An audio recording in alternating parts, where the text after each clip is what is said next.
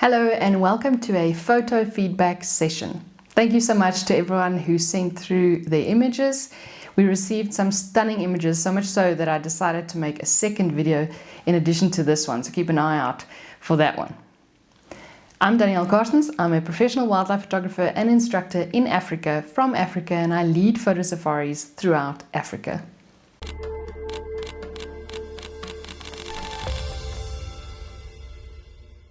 Just a note that the photographers have all given their permission for their names to be used with their photographs. I've also kept the original aspect ratio of the photos that were sent through, so you might see some black on the sides or the top. And this is important because the aspect ratio has a huge impact on the success or the effect of an image.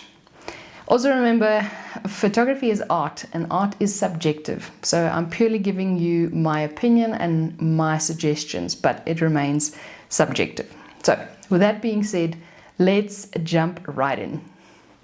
Starting off with a lion from Dion Geldenhuys, a lovely image with the subject clear as day.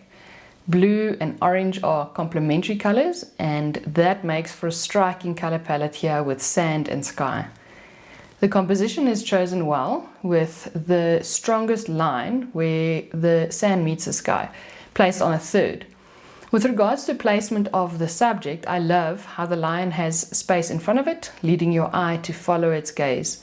It's also not right in the middle of the frame, which is often the only choice with a more square aspect ratio.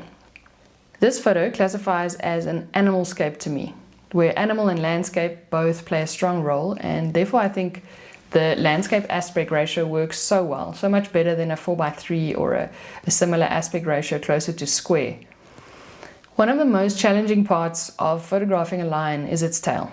That prominent little black tuft of hair on a lion's tail is almost always far away from the body, which means you either have to cut it off if it's on the ground, not in the air, or include a lot of nothingness in order to keep it in the frame. In this instance, it actually worked out beautifully to keep it as part of the longitudinal aspect ratio of the photo. What I can pick up from looking at this photo is some substantial pixelation. I notice without having to zoom in on the photo, I can notice it.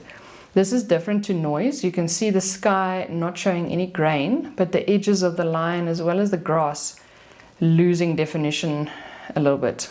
This will be as a result of excessive cropping in post-production, something that I see very often. Remember to always zoom to your closest goal composition in camera to prevent this from happening. I'm quite a purist when it comes to saving a photo using all kinds of software, so I'm not really interested in generating pixels, but that's up to you, whatever floats your boat. All in all, a superb image. Next up, an absolute cracker from Pete King. Goodness me, this is a very difficult photo to pull off. Well done, Pete. Feather details, behavior, expression, subject separation from background, a non-distracting background. It's all there. I love the translucency of the feathers showing and the eye contact between the subjects. Often poor editing is usually exposed at wingtips when the photographer forgets to edit the background bits in between the tips here. That's one of the first things I looked at here, and it's flawless. Looking at the bird facing us, it's definitely more out of focus than the one with its back to us. In combination with slight pixelation, as I mentioned in our previous lion image. If I have to be picky, I'd say I'd have loved to have the one facing us in focus and less pixelated, but often with birds, we're forced to crop in. I would have opted for a slightly larger crop if it was me. Then to get the wingtip sharp is quite a feat. The smaller and faster the bird, the faster your shutter speed has to be. It would have been great to have the wingtip super sharp and defined, but again, a very difficult thing to achieve. The last comment is with regards to the bird facing us. It seems as though the bird has been masked and edited separately to the background, or the background has been masked separately to the bird. I'm not 100% sure. But it seems that way when looking at the rounded nature of the feathers on the head of the bird. It almost seems as though the true edging has been made smooth. Something that happens with masking sometimes. So just keep an eye on that. But all in all, a fantastic photograph. On to another lion with a cuteness factor by Raf Badrinath. This is so much better than a sleeping lion photo, don't you agree? Open, lively eyes with catch lights in both and an inquisitive expression make this a special image. The nose as well as the eyes are in focus, which is quite an achievement with a telephoto lens, especially in the shade where you have to stop down on aperture very often. Then another great aspect is that the lion is actually lion color. It's not easy to get the white balance perfectly accurate on lions. They often become unnaturally warm or yellow, even more so in the shade. So well done on that, Raf. I do love the off-center placement. It's different and much more appealing than a lion right in the middle of the frame. Generally, your eyes are drawn to the brightest part of an image, which in this case is unfortunately the background. Now, you can't do anything about that, but there are options. Raf lightened up the lion, either in camera or post-production. I reckon it's post-production. And it's not overdone, it still looks quite natural. I'd maybe increase the lion's shadows ever so slightly, add more shadows to make it look less cut out compared to the background and more in line with the shadowed surroundings. However, the background still shouts, and you can't really lighten up the lion more. It'll start to look unnatural, like I said, copied and pasted. When dealing with this amount of contrast in the background specifically, you can only do so much to the highlights before the meeting point between highlights and shadows start to look odd. You start seeing a defining line between the two, almost like a watercolor effect. So what to do? Either just the shadows on the lion or turn it into a black and white image. Black and white is much more forgiving of contrasty backgrounds, and I like to fade out the background even more. Often with just selecting the background as a mask and then decreasing either the haze, like adding haze, the opposite of dehaze, or taking away blacks.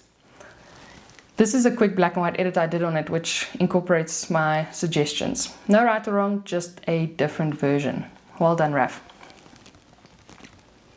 Zebras are hands down some of the most photogenic subjects in Africa.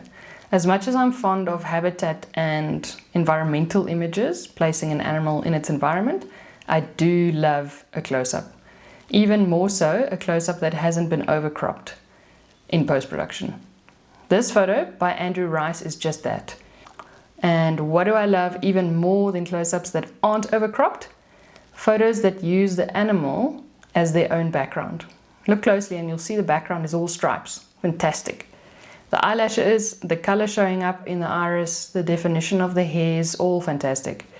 Also the composition. The zebra's face forms a diagonal line with the eye off-center vertically and horizontally.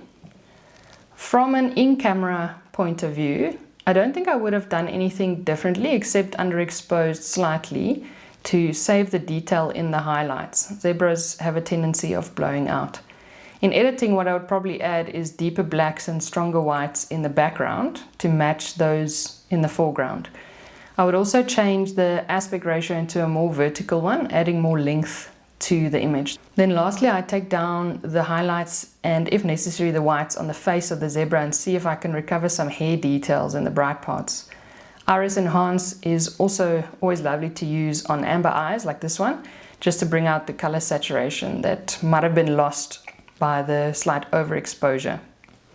This is what it looks like after these few edits. That's it for this session. Thank you so much again to all the photographers who participated.